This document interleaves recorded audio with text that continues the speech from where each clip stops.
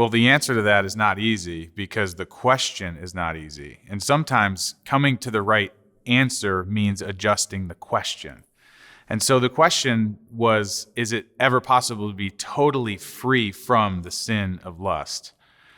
And that phrasing, to be totally free, implies a passive sort of state of freedom where lust no longer is operative. And that's not the most helpful way, I think, to think of the question, let alone arrive at a good answer.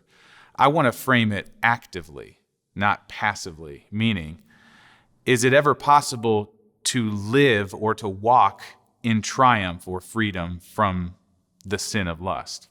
So there's an active sort of daily valley of decision that we come to. And the question is, do I have what I need? Do I have the resources, the strength to honor God in what I choose to do in that moment? And if we believe the promise of the gospel, then the answer is always yes. And so I have the power in the gospel of Jesus Christ to any given moment have every freedom to choose to obey him. Now, that obedience is the outflow of my faith that Jesus really is willing to provide the power that he says he's going to provide for me in that moment. So I like phrasing it that way a little bit better than just freedom from sin being sort of a passive state, because that implies that you can sort of arrive at this level of Christian maturity where you sort of look down at the waters of temptation and think, I wonder why I was ever tempted by that. Oh, I was clearly immature. I'm glad I'm more mature now. That's not the Bible's picture of Christian maturity. The Bible's picture of Christian maturity is under those very waters of temptation, when my desires begin to creep up on me in things that God has forbidden or that don't honor him. In the midst of that temptation, do I go to the cross of Jesus Christ? In other words, do I believe even then that what Jesus testifies about my sexuality is more true than what this external temptation is saying or what my internal impulse is saying? And that's what I mean by faith, believing that, leading to obedience, the power to do that. And we always have that fully and freely at our disposal.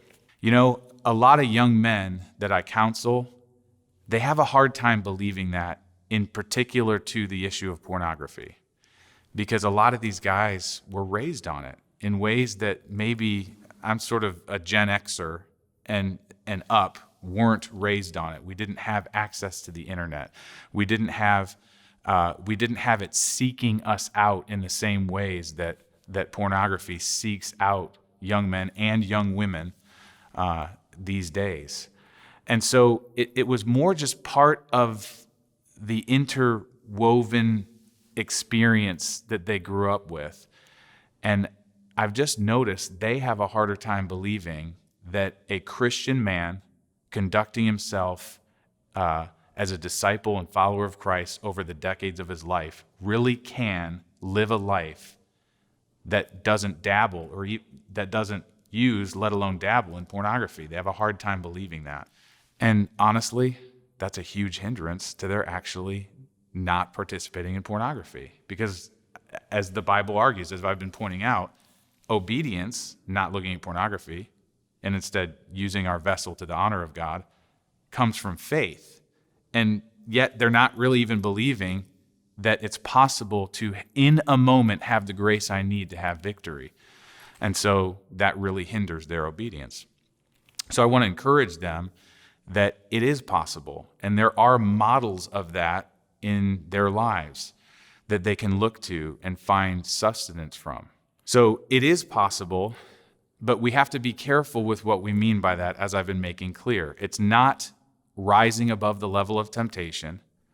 It's not being free of any internal urge or impulse, but it is being able to respond to those urges, respond to those external temptations by faith in the Son of God who loved me and who gave himself up for me. Thanks for watching. You can submit your questions by email, Twitter, or in the comments section below. And don't forget to subscribe to find out the answer to next week's question.